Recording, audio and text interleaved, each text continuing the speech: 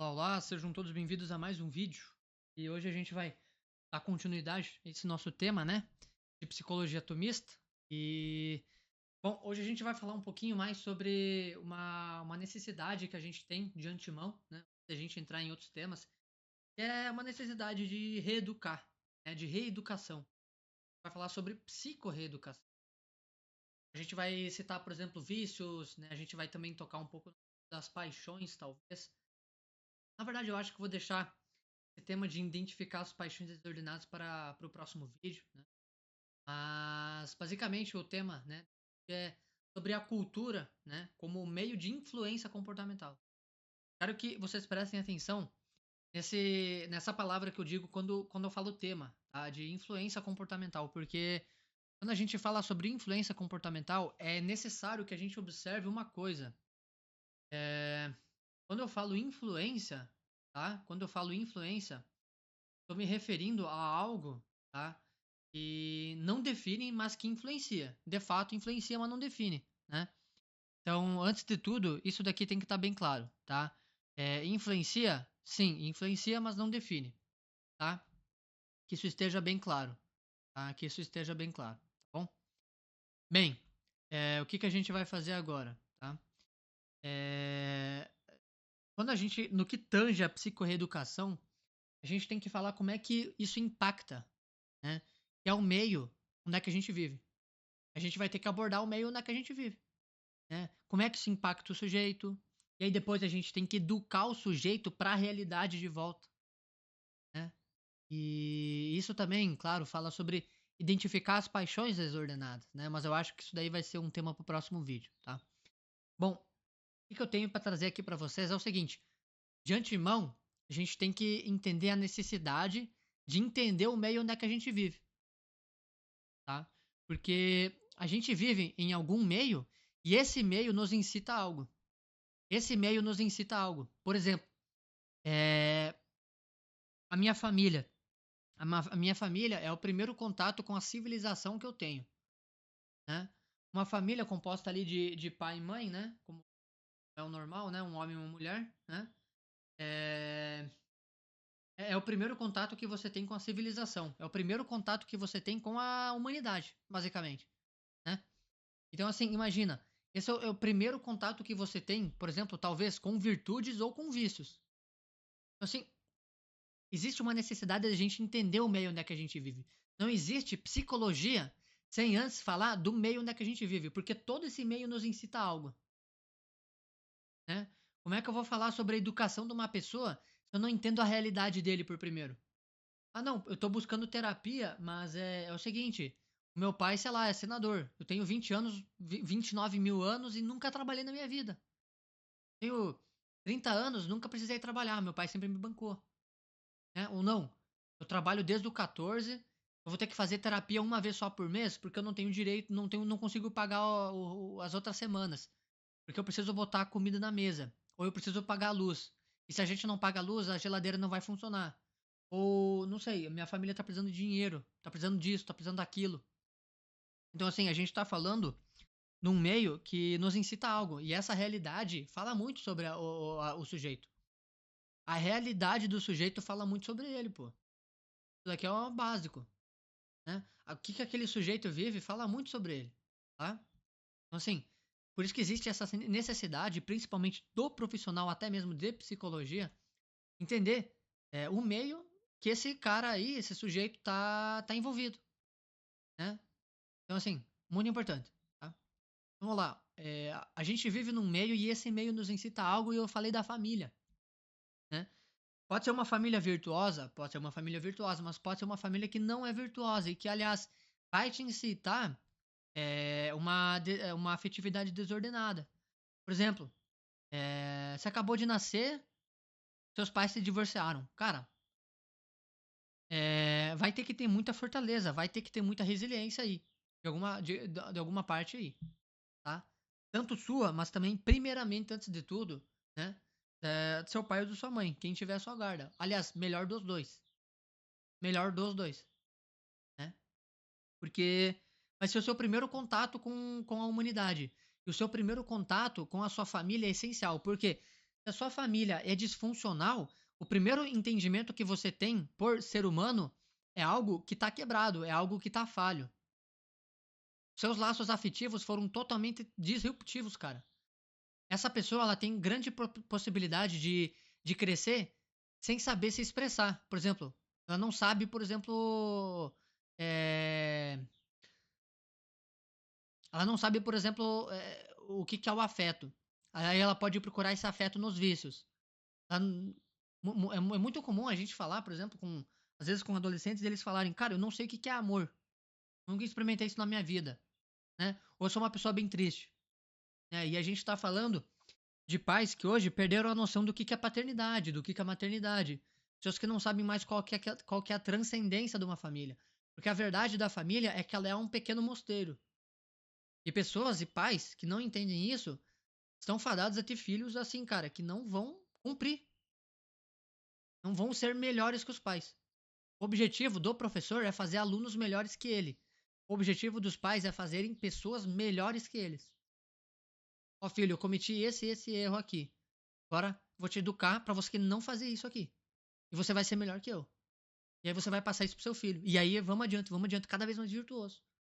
Né? Então, assim, a gente tá falando de um meio que tem que incitar a virtude, mas não incita. Normalmente não incita. Então, assim, o primeiro contato com a pessoa é com a família. Depois, por exemplo, necessariamente vem o quê? Vem a cidade. Né? Vem a cidade. Né? Eu vivo numa cidade que foi colonizada por pessoas que fugiram da Segunda Guerra Mundial, alemães, né? E que cidade predominante católico. Aqui, protestante, engraçado, né? Protestante aqui não vivia.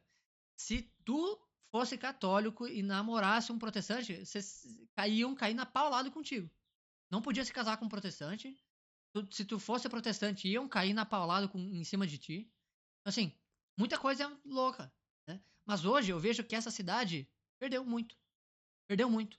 Perdeu muito, tá? Não só por causa da própria teologia da libertação no Brasil. E a própria teologia no Brasil ser uma porcaria. É um antro, né? De bosta, né? Mas a cidade em si, ela também incita alguma coisa, tá? Por exemplo, ó, eu falei algo ruim, né? Algo ruim. Hoje em dia a gente não tem mais essa parada católica aqui, né? Aqui a paróquia que eu frequento aqui, que é a Igreja Matriz, infelizmente, sim, eu não gosto de falar mal dos padres, porque eles me confessam, eles me dão os sacramentos e tudo mais. Tem lá os seus motivos, tem lá, a gente tem, entre aspas, algumas rivalidades. Não é rixa, nem é rivalidade nem nada, tá? Mas tem algumas coisas que eu também não gosto e tudo mais. Mas eu não gosto de reclamar, justamente por causa disso, tá? Mas eu gostaria, por exemplo, de falar algo aqui muito, muito bacana, que é o seguinte. Eu olho aqui pra janela, tô olhando agora pra janela aqui, ó. O que eu vejo é mato e o rio. Tô vendo mato, rio e uma torre muito grande, tá? Então, assim, natureza.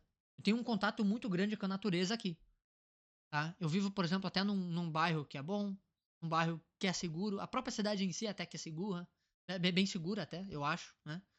É, e, claro, né? Tem os seus apesares, como qualquer cidade, como é a dinâmica, né? Do próprio Brasil, do próprio brasileiro, né? Nem só de bom vive o homem, né? Mas também a gente vai ter contato com coisas ruins, é mais do que óbvio, né? Mas vejam lá. Eu nunca fui para São Paulo, nunca saí nem de Santa Catarina, se eu não me engano.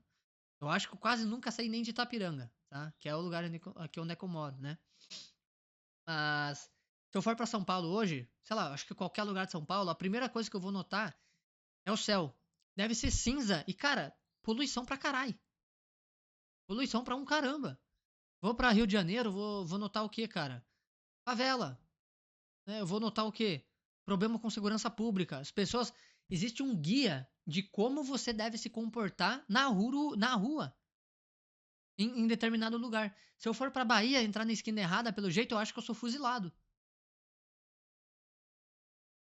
Isso me deixa assim, sei lá, sabe, possesso.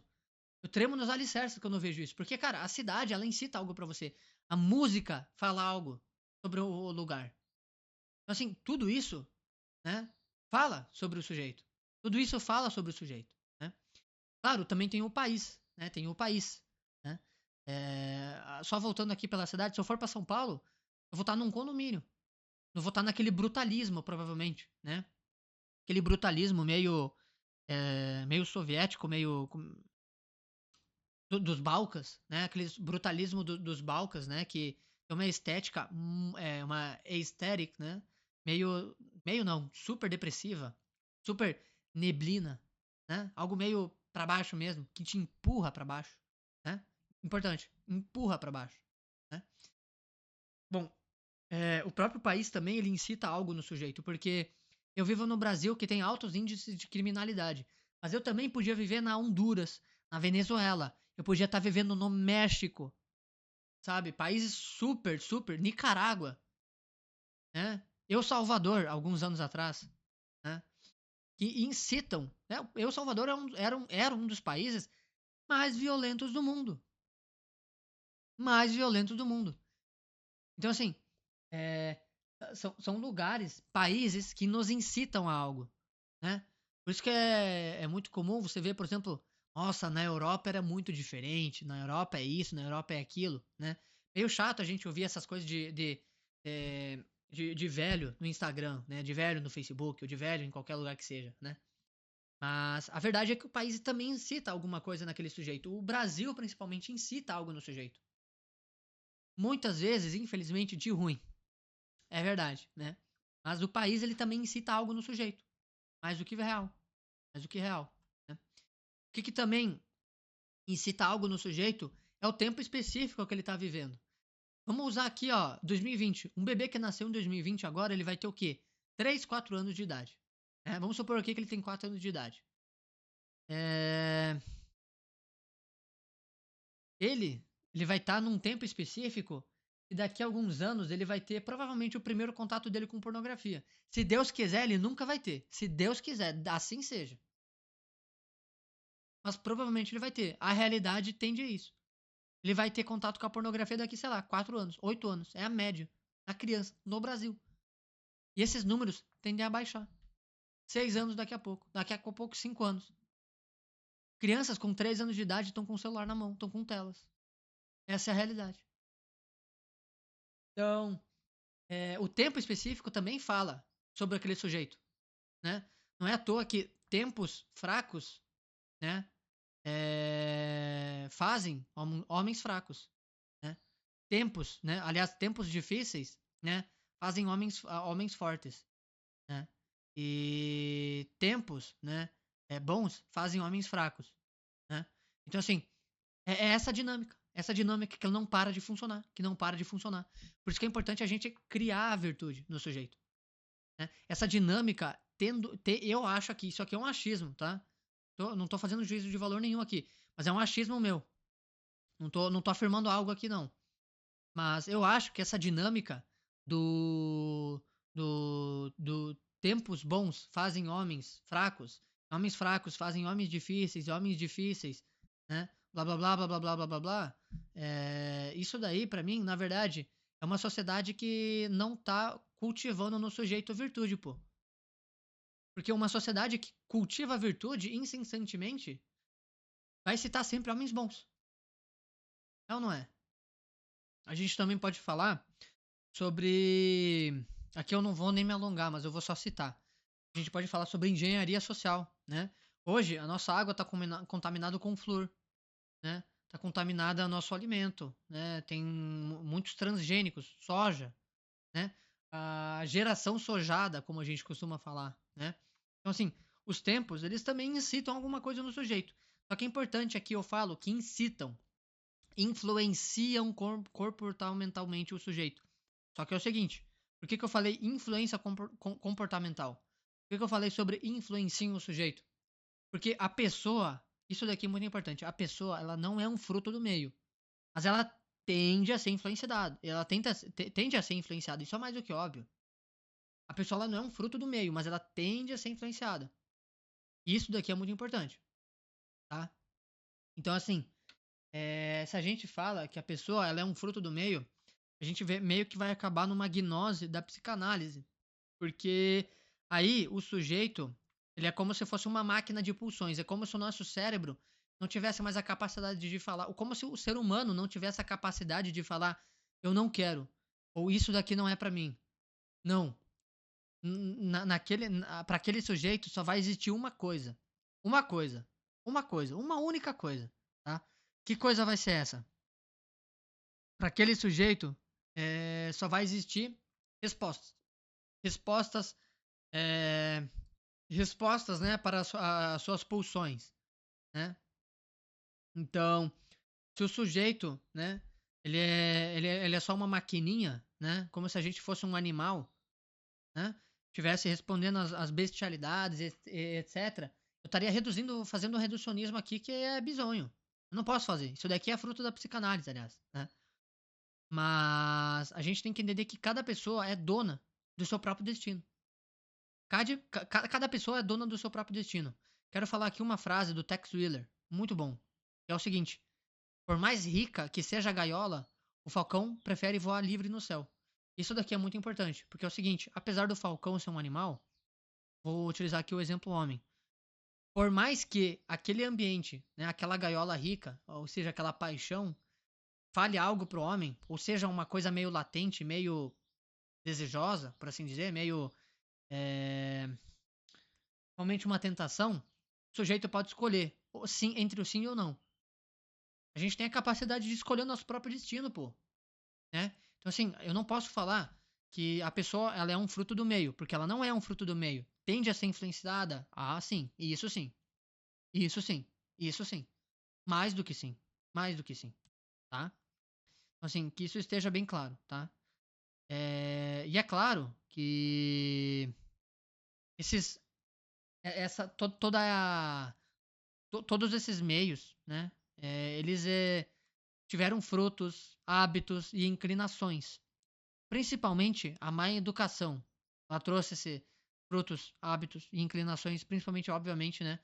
Da própria má educação, trouxeram algo, assim, horríveis, né? Principalmente aqui no Brasil, né? Por quê? Porque ela traz modificações pessoais e sociais.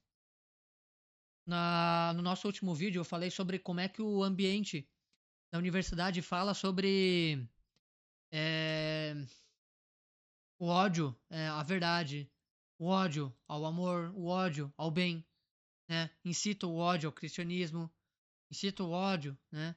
A, a, a própria vida, né? As pessoas esqueceram que elas têm o direito à própria vida, e isso, pasmem, de profissionais que deveriam cuidar da saúde mental, né? Só pra deixar bem leve as coisas por aqui. Então, estamos falando de uma sociedade que é um grande perigo. É um grande perigo. Então, toda essa sociedade hoje em dia é um grande perigo. Porque a gente vê uma pessoa, ela tá se afundando numa areia movediça, só que ela tá jogando o braço dela para cima, tentando agarrar um cipó, ou tentando agarrar um galho de uma árvore. O meio incita a pessoa sempre para baixo. Sempre para baixo. Né? Eu posso citar aqui o exemplo de uma pessoa que está vivendo lá numa favela do Rio de Janeiro. Está rodeado do quê? Droga, facção, crime, né? Realidade, assim, cara, do baile funk. Mas ela tá querendo alcançar o que? As coisas do alto, com todo aquele meio por trás. É muito difícil. É muito difícil. É muito difícil. Ela tem as escolhas dela, ela faz as escolhas dela. Mas o meio tende a influenciar uma pessoa. O meio tende a influenciar uma pessoa. Por isso que uma pessoa ela não é um fruto do meio, mas tende a ser influenciada. Né? E como eu estava dizendo, né, todas essas influências trouxeram mudanças comportamentais, mudanças sociais, né? No próprio brasileiro, como por exemplo o próprio que a gente costuma falar de jeitinho brasileiro e tudo mais. Mas é claro que tudo isso, né? Tudo isso fala sobre a necessidade de uma psicorreeducação, que a gente vai ter que educar o sujeito de volta agora à realidade. Isso exige uma certa violência. Exige uma certa violência. Né? Esses frutos, né? Esses frutos dessa realidade, né? De toda essa, de todas essas coisas, né? Totalmente desordenadas. É claro que isso realmente traz uma desesperança, traz um medo, né? Para o sujeito e tudo mais. Mas isso não pode ser um motivo de desânimo. tem que ser um motivo de ânimo, né? Tem que ser um motivo, assim, de querer fazer algo a mais. De querer buscar o certo, né? O Viktor Frankl falava algo muito legal, que é o seguinte. A dificuldade, ela não pode ser vista como fim, mas ela tem que ser vista como motivação. A dificuldade, ela sempre tem que ser vista como motivação, né? E é comum que também da própria realidade, como a gente falou, do tempo específico que a pessoa tá, traga hábitos assim, que são destrutivos. Hábitos destrutivos, né? A gente tá falando hoje sobre pessoas que estão aprendendo sobre pornografia na escola. Estão tendo o primeiro contato de pornografia, uma realidade que elas estão vivendo, que é o seguinte: baile funk na TV, carnaval com um monte de mulher pelada, pô. Pelada, mulher nua. Na Rede Globo. É isso, né? Carnaval. Cultura do brasileiro aí, né? Assim, tudo isso joga o ser humano para baixo. Tudo isso incita o ser humano para baixo, né? E a nossa corrida é justamente contra uma areia movediça. Olha só, todo mundo sabe que quando você tá afundando na areia movediça, o que tu não pode fazer é se mexer. Tem que manter muita calma e tentar fazer alguma coisa, mas o ideal é que você não se locomova. Fique parado ali como uma estátua, enquanto você tenta pensar, né? No momento de tensão e ansiedade. Só que a verdade é que a gente está tentando correr contra uma areia movediça. Por quê? Porque a gente está tentando olhar para cima toda hora. Assim, é muito difícil, é muito difícil, é muito difícil, né? Mas eis aí uma necessidade de psicorreeducação. Isso tem que começar sempre, né, com os nossos professores, né, nas universidades, nas escolas, né? Professores também são convidados a melhorar o seu caráter. Professores também são convidados a serem melhores, melhores pessoas, obviamente. Antes de tudo, professor dá exemplo. Antes de tudo, psicoterapeuta dá exemplo. Antes de tudo, psicólogo dá exemplo. Antes de tudo, político, se é que tem que existir político, tem que dar exemplo, tá? Então, assim, somos convidados a isso, tá? Somos convidados a isso e esse assunto da psicorreeducação é muito importante porque é próprio, é próprio do psicoterapeuta também saber ajudar o paciente a dar nomes, né? Pro paciente. E depois essa frase vai fazer mais sentido no nosso próximo vídeo, que vai ser sobre identificar as paixões desordenadas, tá? É muito necessário que a gente saiba dar nome aos bois, tá? Então a gente vai falar sobre isso no próximo vídeo. Vejo vocês lá. Valeu!